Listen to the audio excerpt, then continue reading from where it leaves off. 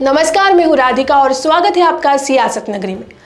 कुंभ मेला एक ऐसा विशाल धार्मिक आयोजन है जिसमें लाखों श्रद्धालु शामिल होते हैं।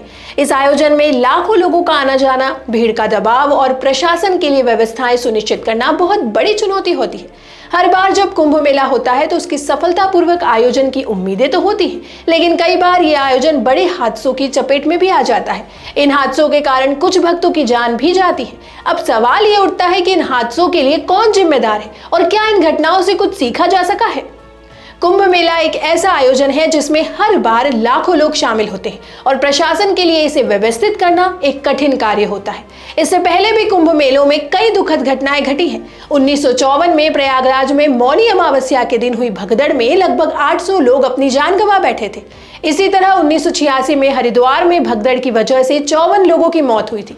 फिर 2003 में नासिक त्र्यंबकेश्वर में हुई भगदड़ में 39 लोग की जान चली गई थी और 57 घायल हो गए थे। 2013 में फिर से प्रयागराज में एक और भगदड़ ने 37 लोगों की जान ले ली। इन घटनाओं से साफ दिखता है कि भीड़ का दबाव और अफवाहें एक बड़ी वजह बनती है, जिससे लोग घबराकर इधर उधर भागने लगते हैं और इस तरह के हादसे घटित होते हैं। इन घटनाओं के बावजूद ये जरूरी है कि हम ये समझें कि कुंभ मेला एक विशाल धार्मिक आयोजन है जिसमें हर साल लाखों लोग आते हैं। ऐसे में प्रशासन के लिए इस आयोजन की व्यवस्था करना आसान नहीं है। हालांकि कई बार प्रशासन की व्यवस्था पर सवाल उठते हैं। कुछ लोग यह मानते हैं कि इन हादसों के लिए प्रशासन, मुख्यमंत्री या प्रधानमंत्री जिम्मेदार है, लेकिन क्या यह वास्तव में उचित है? क्या इन घटनाओं के पीछे केवल प्रशासन की जिम्मेदारी है या क्या हम खुद इस पर विचार करने की कोशिश करते हैं? आज के समय में जब भारतीय जनता पार्टी के नेतृत्व में कुंभ मेला हो रहा है तो इसमें व्यवस्था को लेकर सकारात्मक बातें सुनने को मिलती हैं। अगर ये आयोजन कांग्रेस की सरकार में होता तो शायद उनकी हिंदू विरोधी मानसिकता के कारण हमें कुछ और ही सुनने को मिलता। कांग्रेस के नेता तो ये तक कह देते हैं कि डुबकी लगाने से कोई अमीर नहीं हो जाएगा, लेकिन क्या उन्हें ये समझना चाहिए कि इतने बड़े आयोजन का प्रबंधन और व्यवस्थाएं सुनिश्चित करना एक बहुत बड़ा कार्य है? ये इतना सरल नहीं है।